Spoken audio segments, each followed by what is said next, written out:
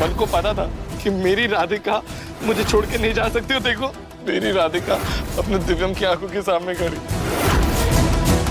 जहां सीरियल बहुत ही सुंदर में आ चुका है धमाकेदार ट्विस्ट, जहां एक तरफ राधिका आ जाती है सभी लोगों के सामने। जी हां, जहां एक तरफ जब दिव्यम जाता है राधिका के पास, वो तो बारिश में भीगते भीगते बेहोश हो जाता है। जहां पर अब राधिका वो और नहीं देखा जाता और वो बाहर आती है और दिव्यम को उठाती है और ऑटो से उसके घर लेकर आ जाती है। जहां पर अब सुजाता ने तो पहले से ही हंगामा मचा रखा होता है घर में कि भाई हमारा मुन्ना गायब है, मुन्ना गायब है। जहां पर अब भी लोग ढूंढने के लिए जा ही रहे होते हैं दिव्यम को, तो उसी वक्त राधिका की एक आवाज आती है कि किसी को कहीं जाने की जरूरत नहीं है, हम ले आए हैं आपके मुन्ना को। जहां पर अब लाइट तो गई हुई होती है, तो जैसी ही राधिका की एंट्री होती है, राधिका की फोटो से माला गिर जाती है और दूसरी तरफ लाइट आ जाती है। जहां पर अब राधिका को अपने साथ मुन्ना के साथ देखकर सभी घर वालों के पैरों तले जमीन खिसक जाती है। जहां पे राधिका के कंधों पे दिव्यम बेहोश होता है, तो वहीं दूसरी तरफ अब कली कहती है देवरानी जी आप जिंदा हो, तो वहीं दूसरी तरफ घर वाले सभी लोग शॉक्ड हो जाते हैं। जहां दादी बोलती है कि राधिका तुम जिंदा हो, तो वहीं पापा बोलते हैं राधिका तुम जिंदा हो। जहां पर सुजाता कहती है कि